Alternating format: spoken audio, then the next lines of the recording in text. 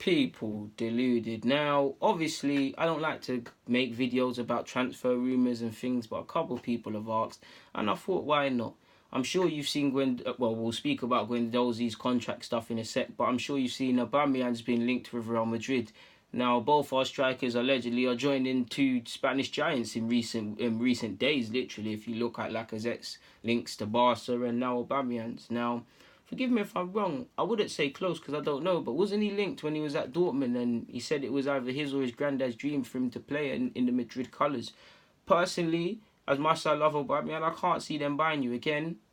Anything can happen in football. I'm no agent and stuff, so all of these things are possible. But as a fan, just as an honest football fan, I don't see it happening because Real Madrid need to sign some quality players, which Aubameyang is. But if you look at their linked with Pogba, how much is that going to cost? You're looking at 100 million plus.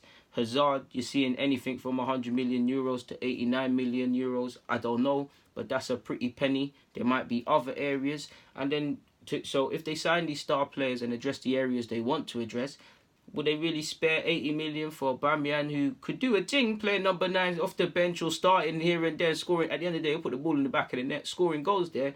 But them sort of fees there, when they've spent money on Hazard, Pogba and other areas, for someone who's 30, yeah, he might sell shirts and he's a superstar of sorts, but there's not really any resale value. He's in the best part of his career now.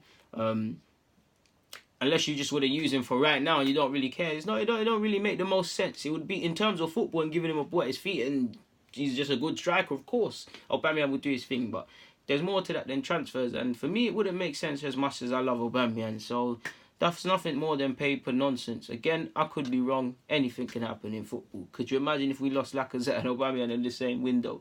It would be crazy, man. But so moving on. Obviously, you've all heard allegedly. Now, I think the Sun reported that, so I don't know how credible they might be. But the Sun have reported that Guendouzi is going to sign an extension. Well, either an extension at Arsenal and probably double his contract wages.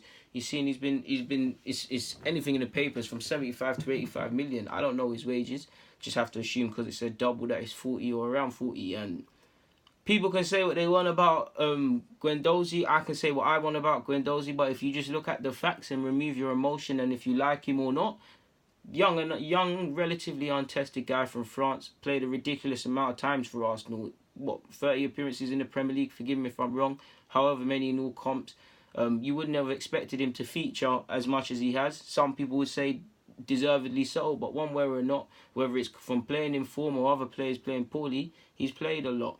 He's one of the most vulnerable. I'm saying the wrong words. One of the most, in terms of outlet and potential resale. I think I even saw a report. He's up there in terms of these sort of young G's for resale value and just terms of being valuable in all senses. So he's obviously someone that I'm not here to gas him up, but personally I believe he can become a competent player for Arsenal and possibly play a couple of times for France. So with that being said, you would think someone at his age and progressing the way he is, if he learns what he can learn, eventually other clubs might come calling, and there's the resale aspect. Now, he's a young player. If we double his wages, extend his contract, and he develops, whether people think he can or not, that puts us in a stronger position, as much as we can be as Arsenal as a football club, in terms of negotiating and getting a better fee.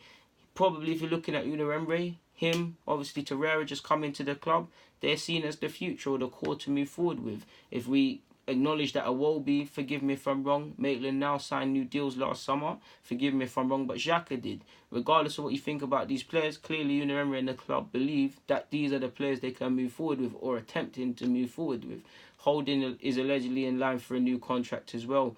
Chambers might be a different one. He might have signed a new deal in terms of to retain some sort of strength in bargaining a fee for him if he does leave the club, because he is at that age if he's going to feature here or not.